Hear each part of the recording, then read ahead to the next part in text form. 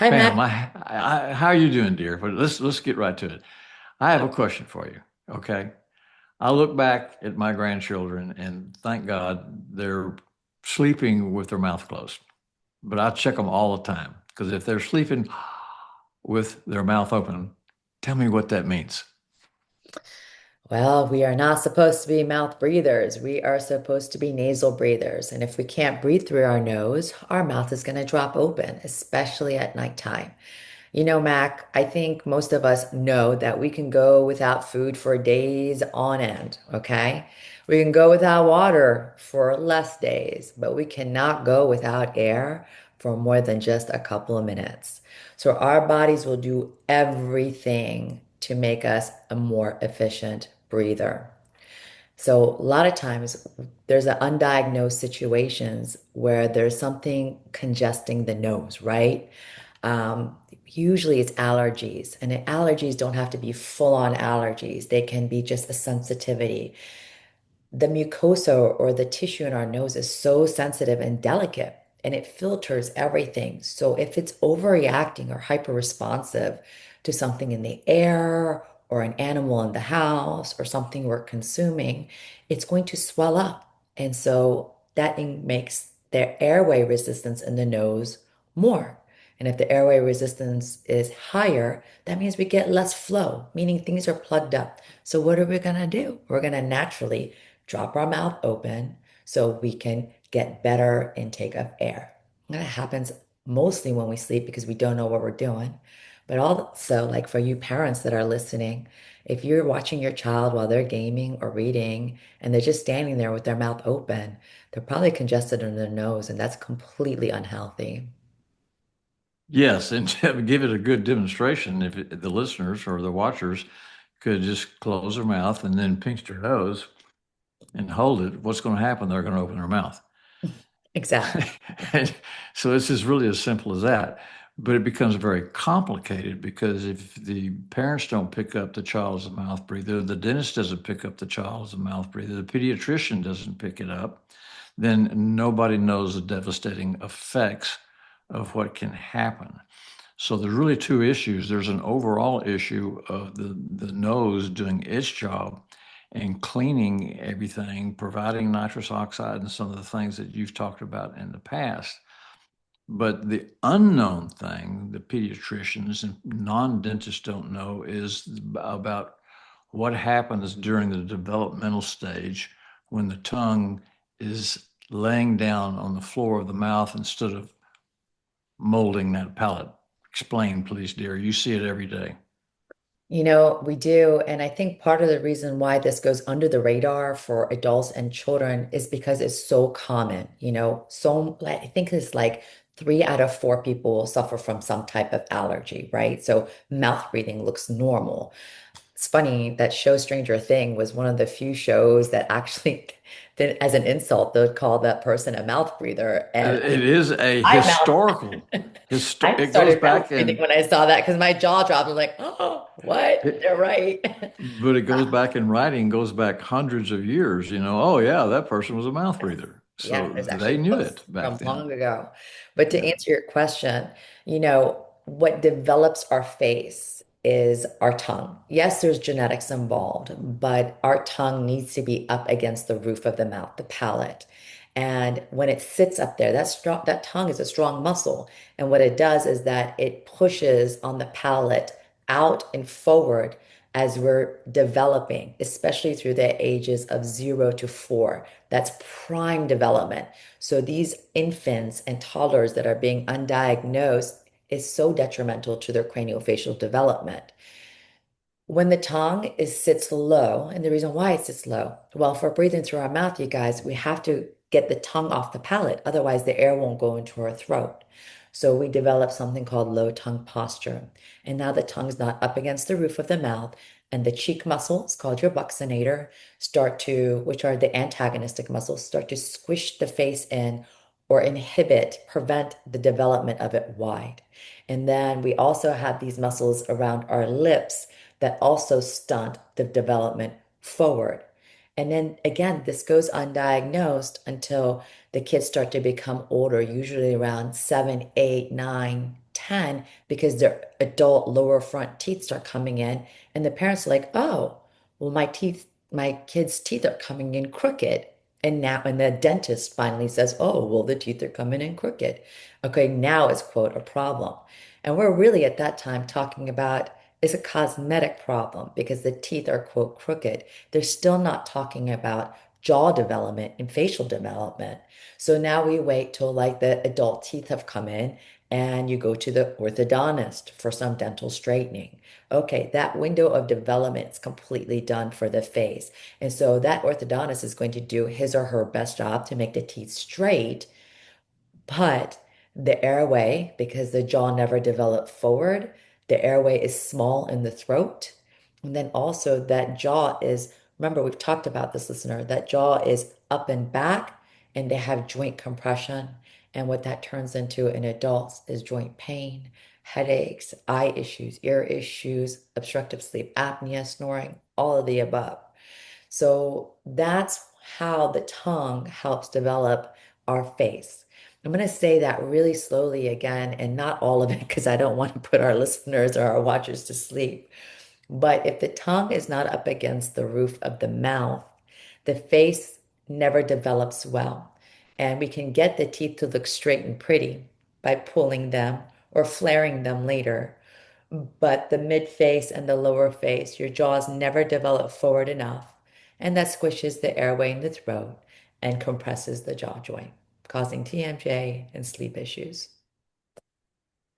Very, very, very good information. Very important. And the problem I had in my practice when I was in practice is I see a child like this that I know that was not developing correctly, and I knew they had a breathing issue, and I discussed it with the parents. But finding an ENT, a pediatric ENT that's on board with this Yeah. was impossible for me in the area that I live. Now, you live in a more sophisticated area than I do. Yeah. But Mac, But it still pisses me off. Excuse me for saying it oh, that way. There are a ton of talented ear, nose, and throat doctors that just don't have the time. And I mean, just last week, I was lucky enough to have one come to my office and who has a smaller practice like mine. And him and three other doctors are very much into jaw development and they get how important it is. And he was listening, and we're going through 3D scans in my office. This is, I mean, listeners, this is at 6 p.m. at night. Okay. We're not talking about like a patient that we're treating. These are people that give a crap and want to see more for their patient. They want to take the time to collaborate. We give each other the cell phones, and this takes after hours time to do it. So you're not going to find that everywhere because doctors have a lives of their own and everyone's busy and it takes a certain type of passion. I mean, I'm not trying to sound in any way, but Mac, you and I always keep it real on this podcast, but you just can't find ENTs or dentists like us. Not everyone's going to be willing to do this. So right. he and I are talking, and I was so thrilled that well, he found me, and we're going to start collaborating on some of our adult patients and some of our children. But, I told him, I was like, I can't tell you how important your profession is to me because the freaking nose is in my way. The freaking nose is my problem. And parents or if it's just you that's suffering, if you can't breathe through your nose, you're always going to struggle. So you have to understand the anatomy of what's going on in your nose. And it's not just by using a scope, like a scope that the ENTs use, but that 3D scan we have in our office really demonstrates what's going on in the nose. Is the septum deviated? Are the turbinates congested, which are the filters in the nose? Are the adenoids swollen? Do you need surgery? Do you need medication? And another thing is like everybody who's going to see the ENT, if you suffer from constant congestion, start with an allergist. See what's causing, like what are Right. you reacting to? Because the ENT is going to start offering you solutions, surgery or medication, but they don't always talk about the root cause of it. And it's the nose. If you can't breathe through your nose, your mouth and your face will not develop correctly. It's not possible. And then that's what I'm there for to correct that. But we always go back to what caused your specific situation to begin with. So I congratulate you for doing that, and I'm very, very impressed. I think it's just Thank fantastic, and I'm jealous. I'm jealous. you. So this, but let me ask you this. So with Pam Marsban and her team, wonderful team in the office, but you also have an extended team now that you're reaching out to ENTs that are thinking somewhat like you, and you're training these ENTs. They know what they're doing with the nose, but they don't know what happens to the jaw, to the throat, and everything else when that palate is not expanded and the sinuses are not expanded. And Yeah. so you're collecting a team for your I patients. am. I'm doing my best, Mac. I mean, I've told them, I was like, if you can get me in one of your ENT conferences, I'm not going to bore you on how to do dentistry, but I'm going to show you what's going on to hopefully get you guys to start looking at kids a little differently and infants. One time, let's bring my associate on here, Dr. Samira Meyer, because she's bringing, or she has already brought infant frenulectomies when she uses the laser, the CO2 laser to release infant highs. I really want our listeners to hear how easy it is, but the diagnosis has to be done correctly because not everybody and not every infant needs a tongue tie. May I stop you just for a second? Sure. Okay, so there's two reasons that a person's going to breathe for the tongue not to do its job. One is because the nose is blocked, and the other is because that little cable that's holding the tongue down is Yes. too tight, and the tongue cannot, even though the patient can breathe through the nose, the tongue cannot make it all the way to the palate. Yeah. And so what you're talking about is to clip in that ligament in a Mhm. way that the tongue can do a job. Okay, now please continue. Yeah, thanks so much for pulling that together because that's exactly right. And usually it's a combination of both, but I mean, you have to be able to understand and diagnose correctly when there's an infant tie because there's a lot of lactation consultants who I'm sure are great at their job, but they still miss ties. And then these poor moms, I'm sure you moms are hearing me. They're like, oh, it's your breast milk, or you need a nipple shield, or, you're stressed, and it's the mom's anatomical problem or not the right diet. And that's not the case. Sometimes it's, again, nasal constriction, so that infant can't breathe through the nose, so they can't, you know, feed through their mouth, or it's an anatomical restriction, like you're saying, that flesh underneath the tongue that needs to be vaporized with a very simple procedure.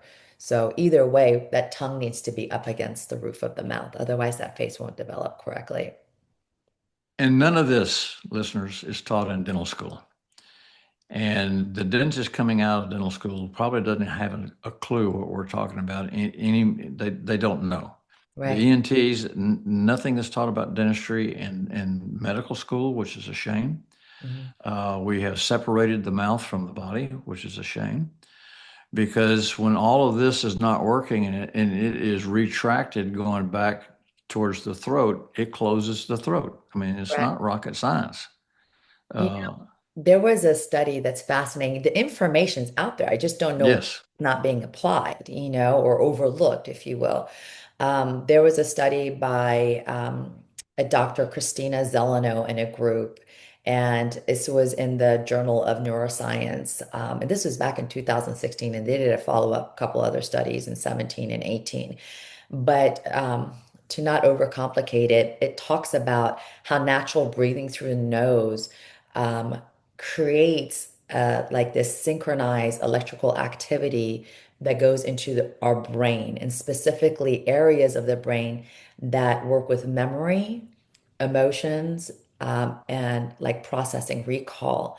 And it shows that the minute the mouth opens, and they use EEGs, which measure electrical activity in the brain, but it shows that as soon as that mouth opens, that synchronization gets completely muffled. And these humans that they were testing, like they put pictures of anger, sadness, like different emotions, that they took longer to process what they're seeing, to truly absorb it, to process it, and then to respond just by mouth breathing alone. So in our infants that are growing into these toddlers and children, imagine if your cognitive, like your brain function is constantly fuzzy, and you're being called slow or hyperactive because Brain fog. brain fog. And then you have that all day long. But then at nighttime, you're also mouth breathing, getting horrible quality of sleep because you're not getting nitric oxide exchanging in that nose, which helps calm the body, the cardiovascular system, all of the above. So you're getting crap sleep and then you have fuzzy brain all day. I mean, how are these kids supposed to thrive? You know, they're ones that are super persistent and can persevere. But imagine if they didn't have all that congestion as Right. well. Like adults, when you're sick and you're congested, you feel slow and dopey. There are True. kids that are developing in that mud, you It's common sense. It's know? common sense. And it's really surprising looking at you that you really are a nerd. You sit at home and read this stuff, and I'm very impressed, very impressed. And Exactly. your patients are extremely lucky that you're so dedicated. So, but and I want to add one more thing before we kind of start wrapping up here, is that when you have the nose breathing right and you have the tongue right and you have everything right and you have the nutrition right, you're going to have a beautiful outcome in facial structure. Yeah, so true. So it is a benefit for everybody and everything, every walk of life that you can breathe through your nose and your tongue is mobile enough to go up to the top of the roof of your mouth. It's only makes sense. It's Yeah. common sense. Agreed. You turn out with beautiful faces as a wonderful side effect when everything functions correctly. At profile, your lips should not be behind your eyes. Your lips should be in front of your eyes. And if so, you most likely have great airway and jaw development.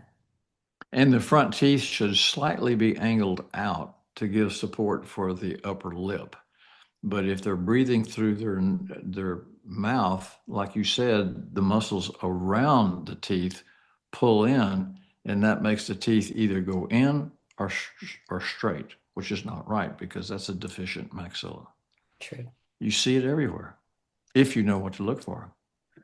Well, I hope that was helpful. Until we meet again. Till we meet again, and please sign up to our podcast and our YouTube station and share this with your loved ones because it is incredibly important information. He's right. Share away.